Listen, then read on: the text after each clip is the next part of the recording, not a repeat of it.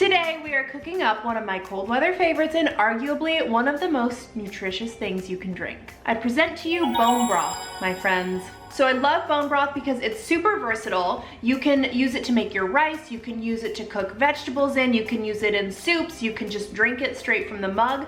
I particularly like to put my bone broth in a mug nice and hot, add a little grass-fed butter into it and just enjoy it as like a delicious, warm, cozy, makes my soul happy kind of drink in the winter. And it is so good for your body. This is the time of year where we really need to ramp up our immune systems and make sure that we're putting good things in so that we are not susceptible to illness. And let's face it, there's a lot of that going around. Bone broth is kind of magic in the sense that it's loaded with nutrients that are really, really good for your joint mobility, good for your gut health, and we are learning so much now about how much of our health is rooted in our gut health, so it helps with that. And it's also really good for your hair, your skin, and your nails.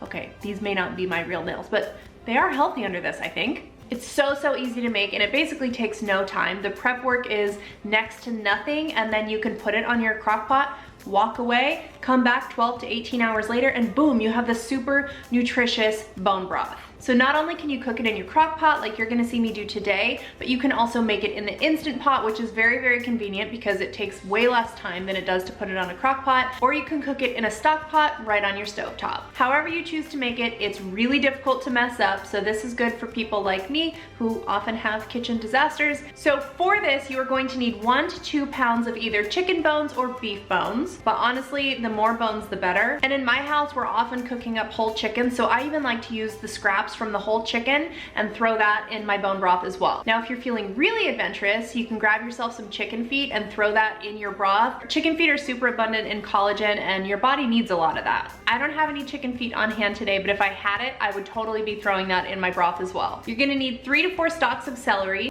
2 to 3 carrots, 1 whole yellow onion, or really whatever onion you want to use. And I like to leave the skin on my onions and I just cut it in quarters.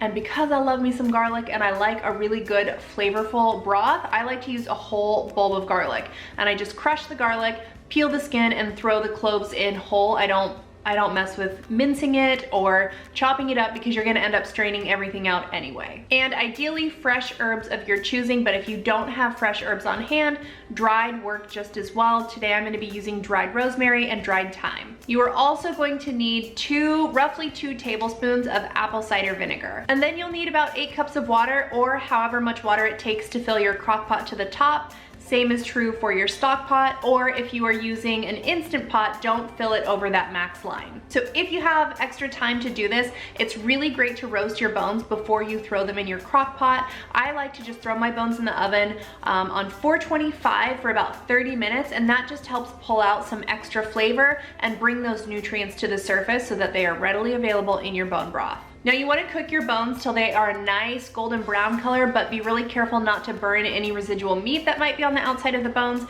There shouldn't be a ton, but just be mindful. So once you've finished roasting the bones, it's super easy. You're just gonna throw everything into your crock pot, set the heat on low, and cook anywhere from 12 to 18 hours, but the longer you cook it, the more flavorful and reduced it's going to be. So I like to cook mine for about 18 hours if possible, if I'm doing it in the crock pot. If you're doing it in an Instant Pot, I think it takes about 1.5 to 2 hours, but you really just wanna allow those flavors to sort of marry and reduce.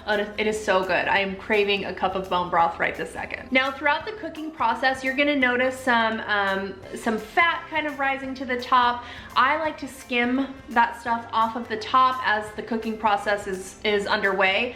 That way you don't have a really fatty broth, your broth doesn't become really cloudy. I just like to skim it off occasionally throughout the cooking process before I put it in the mason jar. And you can easily store your broth in an airtight container in your fridge, or you can put it in ice cube trays, put it in your freezer and use that as, you know, broth when you're going to make a soup or something like that, or put it in a mug when you're ready to heat it up. Putting it in the freezer is a nice way to extend its life. And that is it, my friends. Enjoy your very nutritious, your very delicious bone broth, and I will see you next time.